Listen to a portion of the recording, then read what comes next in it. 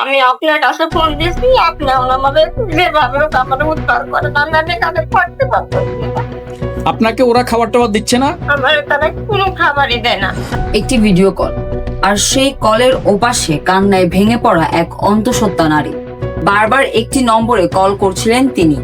অবশেষে প্রবাসী নিউজের সম্পাদক কলটি রিসিভ করতেই ভেসে আসে আতঙ্ক আর অসহায়ত্বে ভরা একটি কণ্ঠ। ভাই, আমাকে বাঁচান, আমাকে উদ্ধার করুন, 4 দিন ধরে আমাকে আটকে রাখা হয়েছে। এই একটি ভিডিও কলই যেন খুলে দিল এক রহস্যের দরজা। 4 দিন তো আপনি পুলিশ কল করেন নাই? হ্যাঁ, 399 কল দিয়েছিলেন? কিনে ফোন দিয়েছিলাম, সেখান থেকে লোক আইছিল। আসার পরে আমার সাথে কথা বললো, বাড়িওয়ালার সাথে কথা বললো, কথা বইলা পরে আমার থেকে আবার ফের আমারে তো কোনো সহযোগিতা করলোই না। বলে তো আমার থেকে আরো টাকা চায়, আমি টাকা দিতে পারি না। হ্যাঁ, পরে আমারে কয়েছে চিটারের বউ চিটারই হয়, এইগুলা কথা বললো। যে পুলিশ আসছিল ওনার নাম কি? কোন থানা থেকে আসছিল? আসলে এখন আপনাকে কি বাসা থেকে বের হতে দিচ্ছে না? আমারে বাসা থেকে বের হতে দেয় না। আমি গার্মেন্টস করি, কিন্তু আমারে গার্মেন্টস এ যাইতে দেয় না। আমি প্রেগনেন্ট অবস্থায়, কালকে আমার ছুটির ডেট ছিল, আমারে কালকেও যাইতে দেয় নাই। পরে আমি এই যে পুলিশ নিয়ে এসেছিলাম, পরে তারা তো এইভাবে চলে গেল, আমারে কোনো সহযোগিতা করলো না। তো আপনি খাবার টাবার কিভাবে খাচ্ছেন? আর 4 দিন ধরে বাজার নাই ঘরে, শুধু ভাত রাঁধলে কি ভাত খাওয়া যায়? বাজার লাগে না, কোনো কিছু লাগে না, আমারে তাও আনতে দেয় না। আবার আমি তো আমার স্বামী একটু বাইরে যাবো, আমারে তাও যাইতে দেয় না। আপনার স্বামী এখন কোথায় আছে? কোথায় আছে আমি বলতে পারবো না। অর্থাৎ তারা কি জন্য আপনাকে আটকে রাখছে একটু বলবেন? আমার স্বামীর সাথে তাদের কি সমস্যা সেটা আমি জানি না, কিন্তু আমার সাথে তাদের কোনো সমস্যা নাই, কোনো লেনদেন নাই। কিন্তু আমার স্বামীর সাথে তাদের কি সমস্যা সেটা আমি জানি না। তো তারা এটা পুলিশকে জানায় নাই? তারা আপনার সামনে পুলিশকে জানায় নাই? সামনে তারা বলছে যে আমার স্বামী বলে 1000 টাকা মেয়েরা বলে চলে গেছে, অথচ শনিবারের দিন আমার স্বামী যে বাড়িওয়ালা ফোন দিছে সকালে, ফোন দেওয়ার পরে সেই ফোন পায় হে চলে গেছে হেঁটে গেছে, আর তার খবর নেই কে হে কোনে আছে কোনে না আছে। আমি এসব কোনো কিছুই জানি না। আপনার বাড়িওয়ালার নাম কি? আপাসুদ্দিন খানদানি। আপনার লোকেশনটা কোথায় একটু বলবেন? আমার বাসা জামগড়া, কাঁঠালতলা ফিরোজ গার্মেন্টস এর সামনে। এটা কোথায়? জামগড়া কাঁঠালতলা ফিরোজ গার্মেন্টস এর সামনে। এটা কি আশুলিয়াতে না গাজীপুরে? না, আশুলিয়ার ভিতরে। আশুলিয়া না? এখন আমি আপনার কাছে ফোন দিয়েছি, আপনি আমাদের যেভাবে হোক আমার উদ্ধার করেন, আমি এখানে থাকতে পারবো না। আপনাকে ওরা খাবার টাবার দিচ্ছে না? আমার তারা কোনো খাবারই দেয় না। তো আপনি এদেরকে বলেন নাই? মানে তাদের আপনি এদেরকে বলেন নাই? সুস্থ মানুষ, আমি তাদেরকে কি বলবো? সারা আমারে কোনো কিছুই নিয়ে এসে দেয় না। আমি যদি বলি যে আমি যাই একটু আমার বাজার টাজার নিয়ে আসি, আমারে যাইতে দেয় না। আপনি আপনার দেশে বাড়ি কোথায়? সিরাজগঞ্জ। আপনি আপনার গার্মেন্টস কোম্পানিতে যারা আছে তাদেরকে কল করে জানান নাই আপনাকে আটকে রাখছে? আমি তাদের বলছিলাম, যারা আমাদের মানে পিছি সদস্য আছে তাদেরকে বলছিলাম, কিন্তু তার এর বয়ে, এই বাড়িওয়ালার বয়ে তারা আসতে চায় না। তারা বলে যে বাড়িওয়ালা ভালো না, ওই বাড়িতে গেলে যদি আবার কোনো সমস্যা করে, সেই জন্য এই পিছি সদস্যরা কেউ আসে না। সে বললো যে বাড়িওয়ালা সুবিধার না, তার সাথে কথা বলে পরে কথাই হয় না, এই জন্য আমরা আসতে পারি না তোমার বাসায়। আপনি কতদিন ধরে ওই বাসায় আছেন? আমি আজকে তাও 1.5 বছর হয়ে গেছে, 1.5 বছরের বেশি হয়ে গেল, 2 বছর হয় নাই। আমার জানা মতে আওয়ামী লীগ করতো। দেখি আমি আপনার কাছে ফোন করছি, আমার যেভাবে হোক আমার উদ্ধার করেন। আমি এখানে না খাই, আমি প্রেগনেন্ট অবস্থায়, আমার আমি ধীরে ধীরে অসুস্থ হয়ে যেতে জানলে তোমাদের এখান থেকে বের করে। এখন সকাল থেকে কিছু খেয়েছেন? তাহলে একটা কলা ছিল, এই কলাটাই খাইছি। একজন এই যে একটা কলা নিয়ে এসেছিলাম, পরে সে আমার এই কলাটা দিচ্ছিল, এই কলাটা আমি খাই। আপনার নামটা কি? আমার খাদিজা খাতুন। আচ্ছা ঠিক আছে বোন, আমি দেখতেছি, আমি আশুলিয়ার পুলিশের সাথে কথা বলতেছি। কে এ নারী? কেন তিনি এমন অভিযোগ করলেন?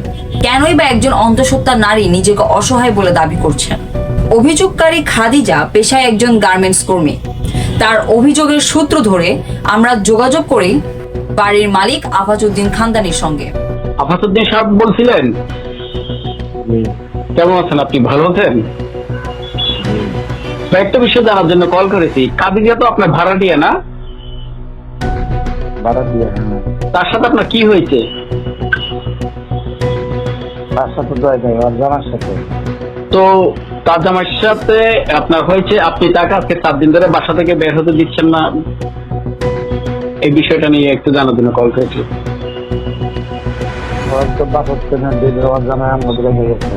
জি,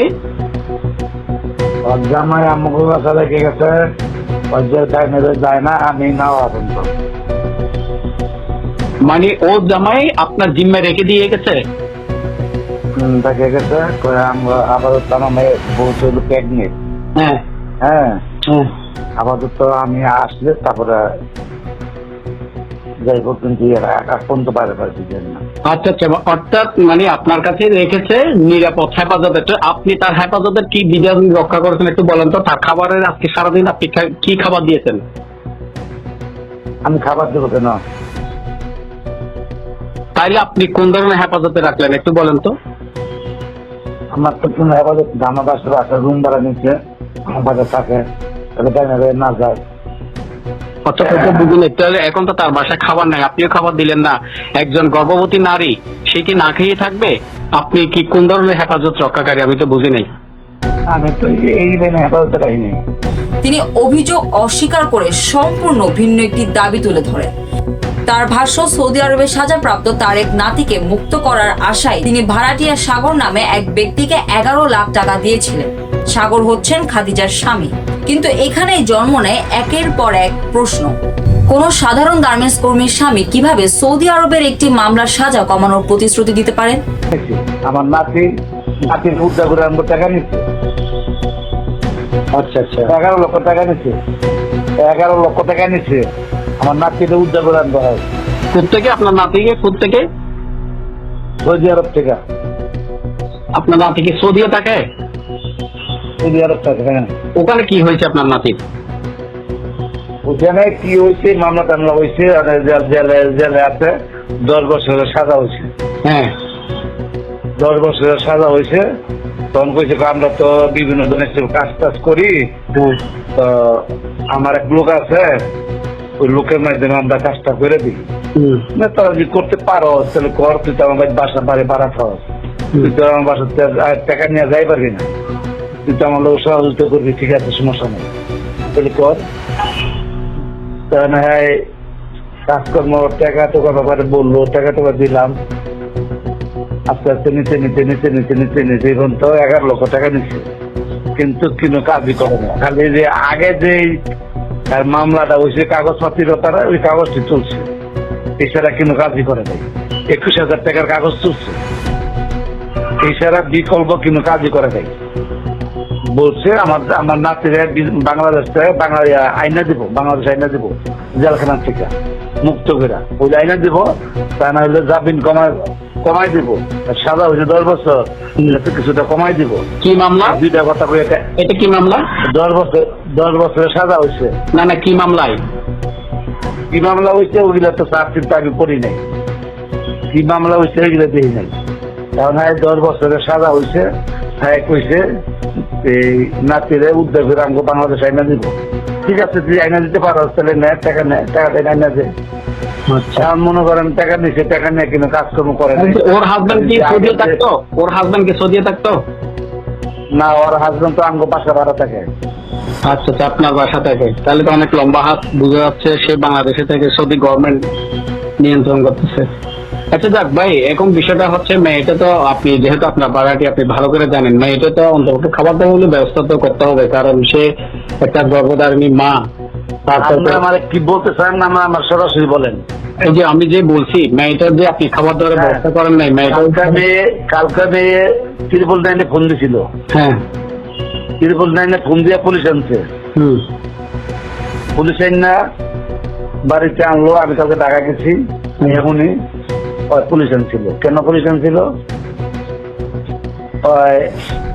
ওই যে চাকরি করে যেন ওই জায়গায় চাকরিতে যাবো, চাকরিতে যাবো। তখন আমরা বলছি আমার তোরা রেখে গেছে, তুই এখন থাক, তোর জামাইরে ফোন দে, তোর বাপ মা আছে, তোর বাপ মারে ফোন দে, তোর গার্জেনরে ফোন দে, তোর জামাই আসে না, আর তুই 999 ফোন দিলি কারণটা কি? তো পুলিশ আইসে, পুলিশে জিজ্ঞাসা করছে তুমি 999 ফোন দিচ্ছ কি কারণে, বলো তো একটু। পরে সে বললো আমার জামাই এই বাড়িতে ভাড়া থাকে, আমরা ভাড়া থাকি, তো ওনার এক মেয়ে ধরে ছেলে বিদেশ থাকে, ওর মামলা হয়েছে, মামলা হওয়ার পরে থেকে ওর সাজা হয়েছে 10 বছরের। হ্যাঁ, সাজা হয়েছে, ওর টাকা নিচ্ছে, আর হলো সুয়েল আর হ্যাঁ দুজনে টাকা নিচ্ছে, সাগর আর সুয়েল। সুয়েলরে আমরা চিনি না, চিনে হ্যাঁ কইছে সুয়েলের টাকা দেন, আমাদের কিন্তু আপত্তি নেই, এটা জামিনদার আমি জামিনদার। টাকা নিচ্ছে, টাকা নিয়ে কিন্তু কাজকর্ম করে নাই। তো হেরা বলছে এদিকে বলছে আমরা তো মনে করেন বেনিফিশিয়ারির জন্য 3,60,000 টাকা নিচ্ছি, বেনিফিশিয়ারির জন্য আমরা 3,60,000 টাকা যেহেতু আমরা এখন খরচ করি নাই, আমার মতো জমা আছে, ওই টাকাটা আমরা চাইছি তুই ফেরত দিতে। ফেরত দিতে কথা কই আমরা ডেট দিছে, মঙ্গলবারে গেছে, মঙ্গলবারে আমরা টাকাটা দিয়ে দিব। কথাটা বুঝলেন, গেছে মঙ্গলবার আমরা টাকাটা দিয়ে দিব। এই মঙ্গলবার টাকাটা দিব করতে করতে আমগুলোর লগে থেকে আর যোগাযোগ করে না, দেয়া টাকা করে না। পরে সাগরে দেখলাম কিরে টাকা পয়সা কি খবর টবর, আমি যাইতেছি আমি যাইতেছি আজকে রাখতে আমি টাকা দিয়ে পাবো। যদি অর্থ লেনদেন নিয়ে বিরোধ থেকেই থাকে, তবে তার জেরে কেন একজন অন্তঃসত্ত্বা নারী এমন পরিস্থিতির অভিযোগ তুলছেন? একজন অন্তঃসত্ত্বা নারীর সবচেয়ে বেশি প্রয়োজন পর্যাপ্ত খাবার, চিকিৎসা এবং মানসিক শান্তি। যদি তার অভিযোগ সত্য হয় তবে বিষয়টি অত্যন্ত উদ্বেগজনক। অন্যদিকে যদি বাড়ির মালিকের অর্থ পাওনা সংক্রান্ত দাবি সত্য হয়, তবে সেই অর্থ আদায়েরও আইনগত পথ রয়েছে। কোনো অবস্থাতেই আইন নিজের হাতে তুলে নেওয়ার সুযোগ নেই। তাহলে সত্যটা কি? এটি কি অর্থ লেনদেনের বিরোধ, নাকি এর আড়ালে লুকিয়ে আছে আরো বড় কোনো রহস্য? এসব প্রশ্নের উত্তর খুঁজতে মাঠে নেমেছে প্রবাসী নিউজ। দুই পক্ষের বক্তব্য, তথ্য প্রমাণ এবং সংশ্লিষ্ট কর্তৃপক্ষের মতামত নিয়ে আমরা অনুসন্ধান চালিয়ে যাচ্ছি। ঘটনার শেষ কোথায়, সত্য কার পক্ষে, সেটি তুলে ধরা হবে আপনাদের সামনে। সত্য উদ্ঘাটন না হওয়া পর্যন্ত অনুসন্ধান অব্যাহত থাকবে। নোসাইবা, প্রবাসী নিউজ টিভি। দেশ বিদেশের সকল নিত্য নতুন খবরাখবর পেতে প্রবাসী নিউজের সাথেই থাকুন। নিত্য নতুন খবরাখবর পেতে প্রবাসী নিউজ টিভির সাথে থাকুন।